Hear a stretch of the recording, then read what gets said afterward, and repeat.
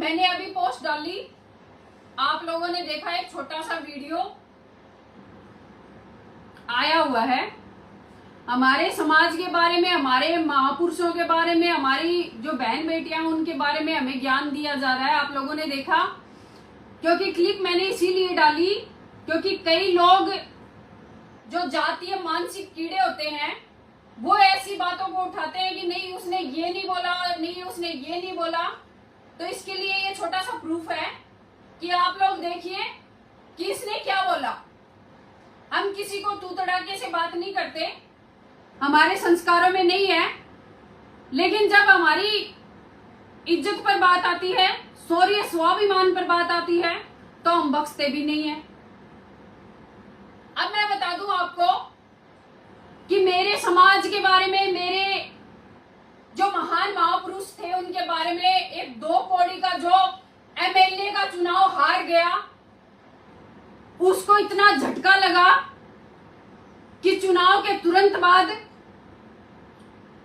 वो सब कुछ, अपनी मानसिक स्थिति खराब होने के बाद भूल गया सब कुछ कि उसको किस समाज के बारे में क्या बोलना है। वो बहन बेटियों को टारगेट करता है। आप लोग लाइव के माध्यम से मैं पूछती हूँ, आप लोग सभी लाइव में जुड़े हुए हैं, अरे बहन बेटियां किसकी होती हैं? क्या किसी एक समाज की होती हैं?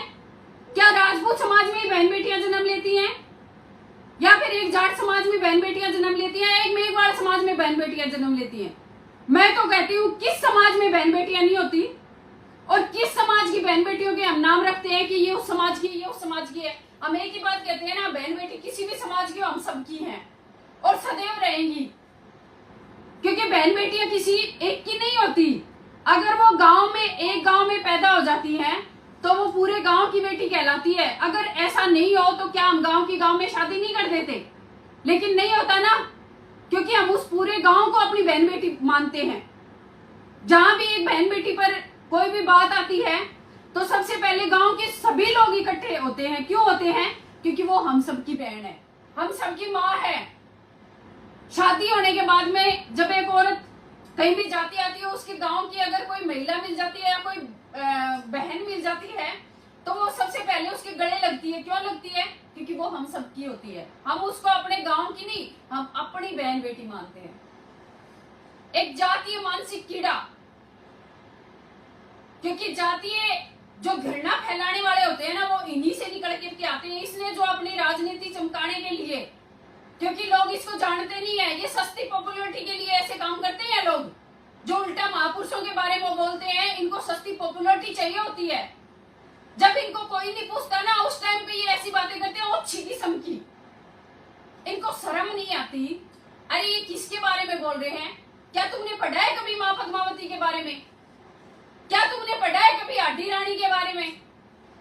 अगर उनको ऐसे ले जाकर के परोस देते तो मुझे बताइए कि रावण रतन सिंह को लड़ाई करने की जरूरत कहाँ थी? कहाँ थी उनको जरूरत?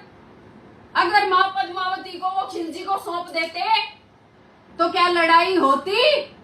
मैं तुझसे बात करती हूँ क्योंकि भगवान के नाम पे तेरा नाम रखा है, लेकिन तू भगवान के, मैं कह रही हूँ तेरे अंदर तो इतना अंश भी नहीं है, इंसान का ही नहीं है तेरे अंदर, भगवान का तो होना ही कहाँ है? क्या वो लड़ाइयां होती क्या इतिहास में?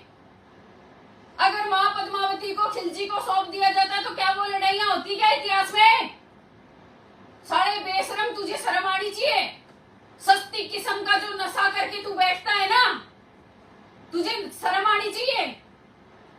ये गांजे अफीम लगा करके तू जो भाषण देता है ना, सबको पता है तेरा, तभी तुझे औंधे मुंह डाला ना जनता ने, ना गौर की जनता ने तुझे, ना को चने चबाए ना। एमएलए का चुनाव हराया या नहीं हराया? अभी तू सांसद है, लेकिन आए दिनों में तू देखना, तू सांसद छोड़, तू मेंबर नहीं बन पाएगा किसी पार्टी का। मैं कह देती हूँ तेरे को। मेरी जो राष्ट्रीय राजपूत करनी सेना की जो टीम है नागौर की, सभी अलर्ट हो जाओ इसको जवाब देने के लिए। घर से बाहर मत निकलने दो इसको जब तक ये माफी ना मांगे। छोड़ना नहीं है।